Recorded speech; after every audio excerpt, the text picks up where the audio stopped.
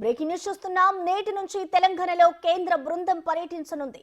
3 రోజుల పాటు పర్యటించనున్నారు. నేషనల్ డిజాస్టర్ మేనేజ్మెంట్ అథారిటీ సలహాదారు, కేంద్ర హోంశాఖ జాయింట్ సెక్రటరీ కల్నల్ కీర్తి ప్రతాప్ సింగ్ నేతృత్వంలోని 6 సభ్యుల కేంద్ర బృందం రాష్ట్రానికి రానుంది. ఖమ్మం, మహబూబాబాద్, కోదాడలో 3 సభ్యుల చొప్పున టీం పర్యటించనున్నారు. తొలుత సచివాలయంతో సీఎస్తో భేటీ అయి వరద ప్రభావిత ప్రాంతాల ఫోటో ఎగ్జిబిషన్ను పరిశీలించనున్నారు.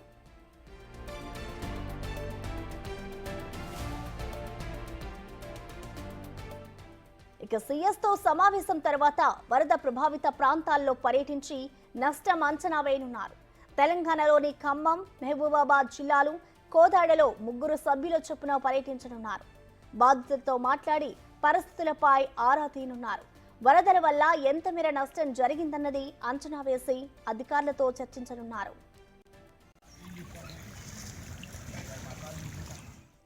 దీనిపై మరింత సమాచారాన్ని మా డిప్యూటీ బ్యూరో చీఫ్ సాదిక్ అందిస్తారు. సాదిక్, చెప్పండి, తెలంగాణలో కేంద్ర బృంద పర్యటనకు సంబంధించిన డీటెయిల్స్ ఎలా ఉన్నాయి సాదిక్?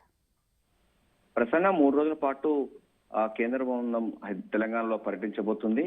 ప్రధానంగా వరద ప్రాంతాలకు సంబంధించినటువంటి కార్యక్రమంలో ప్రభుత్వం ఎటువంటి చర్యలు తీసుకుంది, కేంద్ర ప్రభుత్వం ఇంకా ఎటువంటి చర్యలు తీసుకోవాలనిపైన ఇప్పటికే పూర్తి స్థాయిలో నివేదికలు తయారవుతున్న నేపథ్యంలో ఈ రోజు కేంద్ర బృందం వరద ప్రాంతాలకు సంబంధించి దానిపైన సమీక్ష జరపడం అన్నది ప్రాధాన్యత సంతరించుకుంది. 3 రోజుల పాటు తెలంగాణలో ఉండబోతుంది. ప్రధానంగా సిఎస్ శాంతకుమార్ తో కేంద్ర బృందం భేటీ అవుతారు. ఆ తర్వాత వరద ప్రభావిత ప్రాంతాల్లో పంట నష్టం ఎంత జరిగింది దానిపైన కూడా కలెక్టర్ దగ్గర నుంచి వచ్చినటువంటి నివేదికను అధ్యయనం చేస్తారు. డిజాస్టర్ మేనేజ్మెంట్ సలహాదారులు దీనిలో జాయింట్ సెక్రటరీగా ఉన్నటువంటి వాళ్ళు కూడా వస్తున్నారు. 6 సభ్యులతో ఉన్నటువంటి కమిటీ ప్రధానంగా వరద తీవ్రంగా ఉన్నటువంటి ఉమ్మడి ఖమ్మం, మహబాద్, గోదాడ సంబంధించినటువంటి జిల్లాల్లో పర్యటిస్తారు. అక్కడ జరిగిన పంట నష్టం పైన అంచనా ఇస్తారు. బాధితులతో డైరెక్ట్ గా ఇంటరాక్ట్ కాబోతున్నారు. కేంద్ర బృందం వరద ప్రాంతాల్లో పర్యటించిన తర్వాత పూర్తి స్థాయిలో ఒక నివేదిక తయారు చేసి కేంద్ర ప్రభుత్వానికి సిఫార్సు చేయనున్నారు. ప్రధానంగా ఇప్పటికే చాలా పంట సంబంధించినటువంటి మేటలు వేశారు. సో మేటలు వేయబడింది. వరద కారణంగా దాని ప్రాంతాల్లో ఎట్లా సహాయక చర్యలు తీసుకురావాలి, పునరావాస కేంద్రాల పరిస్థితి ఎట్లా ఉంది, పునరావాస కేంద్రాల సంబంధించిన బాధితులకు ఇంకా ఎటువంటి అవసరాలు కావాలో దానిపైన, దీంతో పాటుగా వ్యవసాయ శాఖ సంబంధించిన వారికి ప్రత్యేకమైన ప్రోత్సాహాలు ఏమన్నా ఇవ్వాలా, ఎందుకంటే ఈ పంట నష్టపోయింది కనుక పంట నష్టానికి ఎట్లా అంచనా వేయాలని ఒకటి.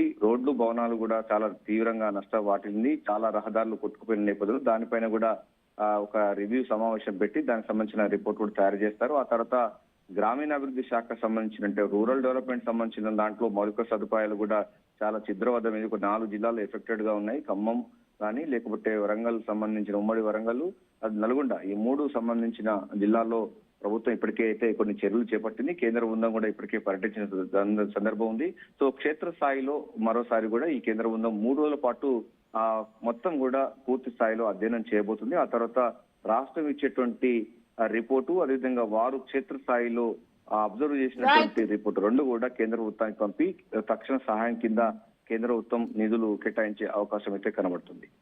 థాంక్యూ సాదిక్.